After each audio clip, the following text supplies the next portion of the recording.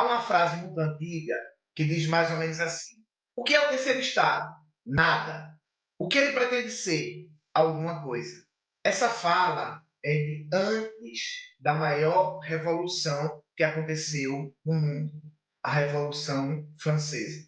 Ela foi uma revolução feita por uma classe social, com a participação de praticamente todos os membros pobres da população francesa. Camponeses, operários, os chamados sans-culottes. A Revolução Francesa mudaria a sociedade totalmente naquele momento. A Revolução Francesa mudaria o mundo.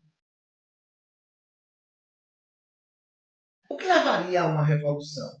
Fome, desespero, miséria, morte. Pois tudo isso tinha na França pré-revolucionária.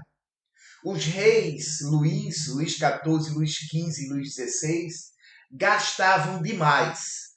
O Estado arrecadava, porque a burguesia pagava o luxo da nobreza e do clero. E, claro, da própria realeza. No entanto, já não estava dando mais.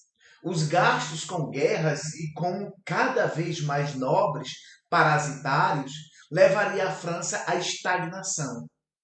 Enquanto isso, 80% da população da França passava fome. Enquanto a população de Paris e das grandes cidades da França, mas principalmente Paris, passava por necessidade, no campo, 80% da população vivia na miséria. Isso seria um dos mais importantes motores da Revolução Francesa. A burguesia, que logicamente tinha outros interesses, vai usar a fome e a miséria do povo para derrubar o absolutismo francês, o absolutismo real. São esses pontos que vão fazer com que a Revolução Francesa ela saia do papel, ela saia das ideias e ela se faça acontecer. O povo derruba a opressão. A burguesia estava, obviamente, aonde deveria estar. A burguesia vai estar no comando da revolução. A França estava numa situação tão difícil que Luís XVI convoca a Assembleia dos Estados Gerais. Na França, essa Assembleia não era convocada há praticamente 100 anos. Porém, Luís XIV, que construiu o Palácio de Versalhes, Luís XV, que entrou em guerras indevidas, e Luís XVI, que gastava demais para sustentar uma nobreza parasitária, afundaram a economia da França. Essa assembleia ela vai ser uma tentativa de cobrar mais impostos da burguesia. Na Assembleia dos Estados Gerais, no entanto, há uma reviravolta. A burguesia não aceita as imposições reais. O rei, então, fecha a Assembleia, que ele mesmo convoca. Ao fechar a Assembleia, ele dá o que a burguesia queria, um motivo para entrar em Assembleia Nacional Constituinte. Era a senha para o início da Revolução Francesa. O rei, assustado, tentou barrar os acontecimentos. Não tinha mais como. A burguesia se aproveita da brecha, cria uma Assembleia Nacional Constituinte, quebra o poder absolutista e, no dia 14 de julho de 1789, a França começava a modificar a Europa e o mundo. Definitivamente. Claro, era a burguesia no comando. Claro, não era, nunca foi uma revolução popular, mas ela traria mudanças importantíssimas dentro da estrutura social do mundo. Era a Revolução Francesa sendo levada a cabo pelo povo e pela burguesia. A Revolução Francesa teve 3 fases. Na primeira, quem dominou a cena política foi os girondinos. Existiam 2 grupos políticos na burguesia. Existiam os girondinos, que era da alta burguesia e uma parte da média. Existia os jacobinos, que eram os mais radicais, que estavam ligados aos sans-culottes, que eram os operários franceses, estavam ligados aos camponeses, que era a baixa e um pouquinho da média burguesia, mas principalmente a baixa burguesia, mas principalmente a baixa burguesia, profissionais liberais, professores, advogados, entre outros.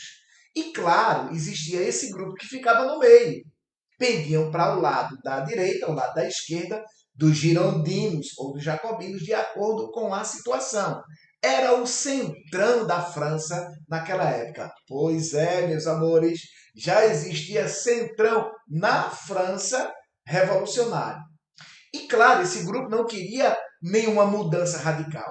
Mantém a monarquia constitucional, apesar da traição do rei, tá certo? Esse grupo vai manter a monarquia constitucional, só que o rei vai dar um tiro no pé, porque ele vai tentar escapar, vai tentar se juntar aos inimigos da França. Sim, se levantaram inimigos.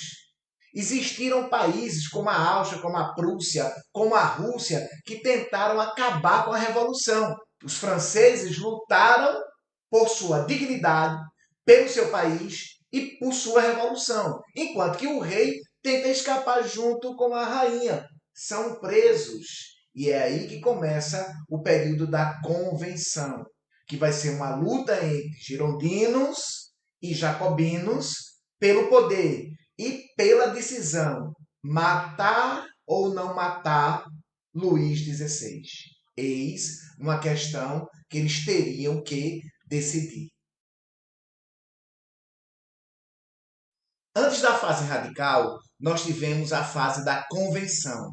A luta entre girondinos e jacobinos para ver quem ficava no poder. E o mais importante, o destino de Luís XVI e Maria Antonieta, que foram pegos tentando fugir da França. O que você faria se um rei, se um governante traísse você, traísse a tua pátria e tentasse se juntar aos inimigos que estavam loucos para te destruir, que estavam tentando destruir o teu país? Pois é, essa convenção mostrou quem era quem dentro da França. Robespierre, junto com Marat, com Danton, com Saint-Just, acusam o rei de tirania e traição. O rei, então, é levado para a guilhotina. Começa a fase mais radical da Revolução Francesa. A lei do máximo, que proibia aumentos abusivos da própria burguesia, da alta burguesia, sobre as pessoas mais pobres da França. Estudo gratuito para todos os franceses. Sufrágio universal, apesar de que aí eu acho que tem um erro. Por quê? O sufrágio universal era masculino, então ele não era realmente universal. Universal deveria ter homem e mulher, até porque as mulheres participaram ativamente da Revolução Francesa. Diga-se de passagem, com um batalhão feminino na derrubada do principal símbolo do absolutismo, que foi abatido.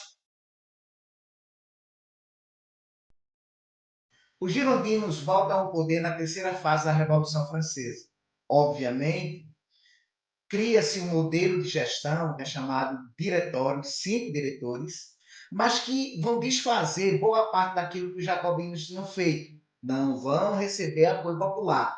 Além disso, havia um medo muito grande. O retorno da monarquia absolutista e de uma nova radicalização. Era necessário, então, encontrar um meio termo. Esse meio termo tinha nome e sobrenome: Napoleão Bonaparte. Napoleão, na realidade, vai garantir os ganhos da burguesia, recebidos até então, e, ao mesmo tempo, impedir uma nova radicalização. Como se Napoleão dissesse: franceses, a revolução acabou, vão embora, volte amanhã para a gente reconstruir o país. Foi, de certa forma, mais ou menos isso que Napoleão Bonaparte fez. Claro que a Revolução Francesa ela mudou radicalmente o mundo, principalmente do ponto de vista social. Não se esqueça que a Declaração dos Direitos de Homem e Cidadão mudava do ser para o ter, o que dura até os dias de hoje. Não é seu nome que vai fazer você vencer na vida, e sim aquilo que você vai construir no seu esforço. Lindo, não é? Essa é uma das propostas da burguesia. E claro, a luta por liberdade contra a tirania real, a luta por uma vida melhor para todos. Mas não se esqueçam e não se enganem. A Revolução Francesa, ela foi feita para e pela burguesia, com participação ativa das pessoas mais pobres. Mas isso não quer dizer que essas pessoas mais pobres tiveram os mesmos benefícios que a burguesia teve ao seu final. Mas a Revolução Francesa, ela é sim um épico muito importante. Se fôssemos falar do ponto mais importante da Revolução Francesa, com certeza seria a Declaração dos Direitos do Homem e do Cidadão. No início da Revolução, houve uma mudança muito forte na questão social. Acabava-se a ideia do nascimento. A sociedade, até aquele momento, durante toda a Idade Moderna, era baseada no nascimento. Dependendo da família que você nascesse, você seria A, B, C ou D. Dependendo do estado que você nascesse, seus filhos, seus netos seriam do mesmo estado. Então não havia mobilidade social. Com a Revolução Francesa e a derrubada do absolutismo, essa fase em relação ao nascimento passa. Não era agora onde você nasceu, mas sim aquilo que você construiu na vida. Por isso que a Declaração de Direitos do Homem e do Cidadão, que diz no seu artigo 1, todos os homens nascem iguais perante a lei, vai mudar a sociedade.